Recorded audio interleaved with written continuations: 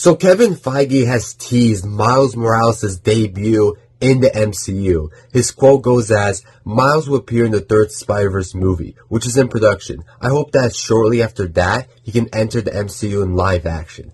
I feel like Miles showing up in the MCU has been in talks for a while. The character has just gotten so popular in recent years. I think he will appear in Tom Holland's Spider-Man 4. Not in like a big way, honestly very similarly to how Miles showed up in the first Spider-Man game. Hell, even Spider-Man 4 maybe ends the same way that the first Spider-Man game ended. And then Spider-Man 5 will be in line with the second Spider-Man game.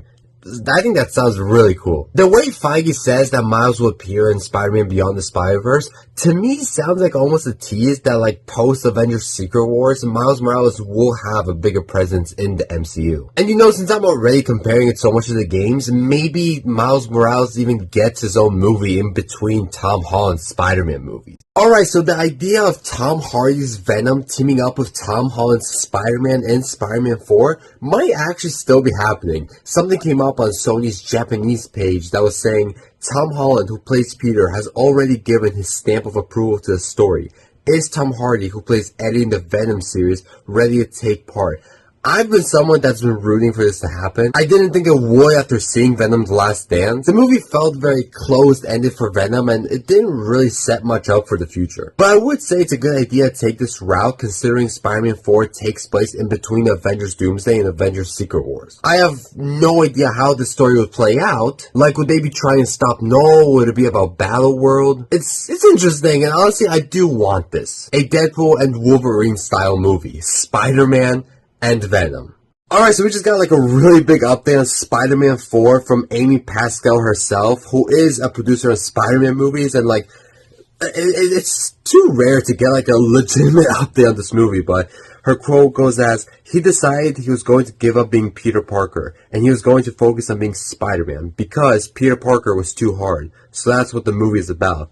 I love the sound of that. It really reminds me of The Batman, with how in that movie we got to see Batman for like 80% of the runtime and Bruce Wayne is kind of just left in the background. And I think it would be amazing if they did something like that with Spider-Man in Spider-Man 4. Especially considering how Spider-Man No Way Home ended. And throughout some of his like future appearances, we slowly have him accepting Peter Parker again. I think that sounds amazing. It's still a question what else will be going on in this movie, like with the Avengers, the multiverse, Venom, no, but I think this would be an amazing storyline to include in the movie, with Peter embracing Spider-Man and leaving Peter Parker behind. Another new rumor came in for Spider-Man 4. This time it's being said that Mephisto will be showing up in the movie as the main villain, and Spider-Man will be teaming up with Ghost Rider.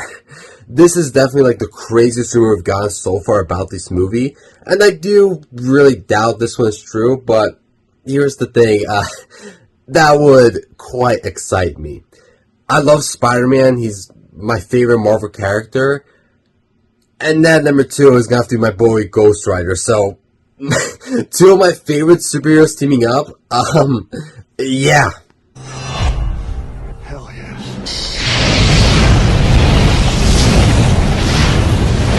CinemaCon's going on right now. We just got some news on Tom Holland's Spider-Man 4. We got the logo and the fucking title. No more Spider-Man 4. This movie is called, well, it is still Spider-Man 4, just not called Spider-Man 4. It's officially called Spider-Man Brand New Day. That makes a lot of sense. Spider-Man No Way Home is semi-inspired by the Spider-Man comic book One More Day, where everyone forgets that Peter Parker is Spider-Man, and then the follow-up to that comic is Spider-Man Brand New Day, where it pretty much takes Spider-Man back to his roots. During CinemaCon, Tom Holland didn't appear physically, but he sent in a video saying that Spider-Man Brand New Day is a fresh start to his version of Spider-Man. I don't think there is much they will actually take from the comic book Spider-Man Brand New Day, to be honest. It's just going to be the idea of new beginnings. But that is extremely exciting. It sounds like this movie will be more street level. I also have to say, maybe I'm diving into this too much, but oh my god, this logo is beautiful and the best looking Spider-Man movie logo we've ever gotten. It feels so in line with a Spider-Man logo, and it looks like something that would be on a comic book. I love it. We We also got comments from the director, Destin Daniel Cretton, who is also the director of Shang-Chi, so you know the action in Spider-Man Brand New Day is going to be amazing. Based on his comments, he really just sounds like he is passionate about this character, which is great to hear. Also, apparently his 1-year-old's first word was Spider-Man, so that kid's going to have a lot to brag about in his life. Sadie Sink has officially been cast in Spider-Man 4, Tom Holland's Spider-Man 4, Spider-Man Brand New Day. Firstly,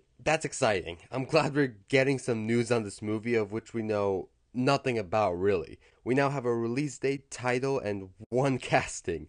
Pushpins are getting put up and red ropes are being tied. Things are starting to click. But who is Sadie playing? I'm not gonna lie, my first thought was Mary Jane. And yeah, just because of the hair. But I quickly remembered we already have a Mary Jane in the MCU. She's played by Zendaya and is called Michelle Jones for reasons unknown. Sadie Sink has been strongly rumored for a while now to be cast as the MCU's Jean Grey, and the fact that now she actually got cast in the MCU somewhat supports that. That's a casting I wouldn't be against, and I don't know how Jean Grey would fit into the story here, but I think it would work as a good setup towards the X-Men. This might be a Jean Grey before her mutation kicks in. The casting I like the most is actually Gwen Stacy. I think Sadie could really pull that off. And the hair is not a problem. There are things like hair dye and wigs. She might also be Black Cat. At the point where Spider-Man is right now, that's the love interest that makes the most sense. Although I don't see this actress as Black Cat, but who knows. A wild theory that I've seen